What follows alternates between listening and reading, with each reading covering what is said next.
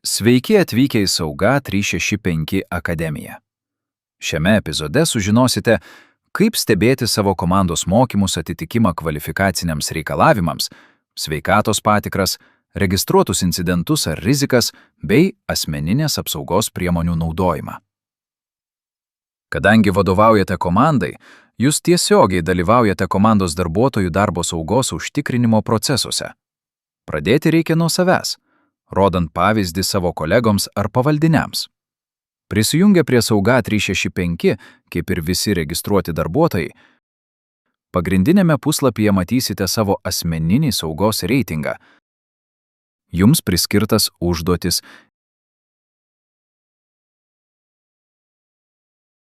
informacija apie sveikatą, priskirtas ar išduotas asmens apsaugos priemonės, kvalifikacijas, bei jums priskirtus ar jūsų registruotus incidentus. Savo komandos informaciją galite pamatyti pasirinkę komandos valdymo modulį pagrindinėje navigacijos juostoje. Informacija pateikiama šiame modulyje apima tik jūsų tiesioginius pavaldinius.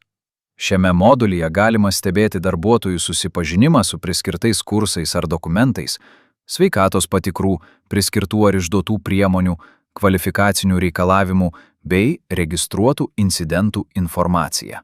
Skirtuke Darbuotojai pateikiamas visų komandos darbuotojų priskirtų kursų susipažinimo progresas. Stulpelyje progresas bus rodoma, kiek kursų darbuotojas jau užbaigė iš visų jam priskirtų kursų.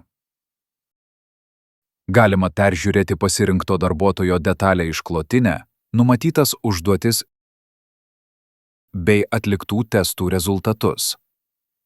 Jeigu priskirtame dokumente ar kurse buvo reikalaujamas darbuotojo parašas, kursas ar susipažinimas su dokumentais gali būti užbaigtas tik pasirašius pažangiuoju parašu. Parašo data fiksuojama stulpelyje baigta. Norėdami peržiūrėti ne atskiro darbuotojo, o visų darbuotojų išklotinę, galite pasirinkti skirtuką Mano komandos užduotis. Duomenys galima rikiuoti, filtruoti, eksportuoti. Norėdami analizuoti progresą ne pagal darbuotojus, o atskirų kursų progresą, pasirinkite skirtuką Kursai. Stulpelyje progresas rodoma, kiek darbuotojų užbaigė kursą iš visos priskirtos grupės.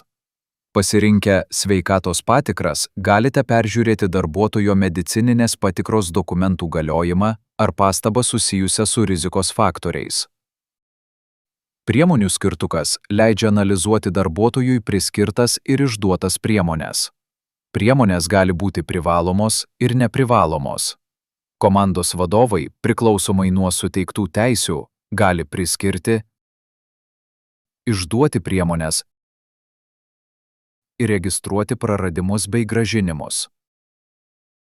Peržiūrėti sąrašą įmonėje naudojamų priemonių galima priemonių kataloge. Katalogas prieinamas visiems darbuotojams.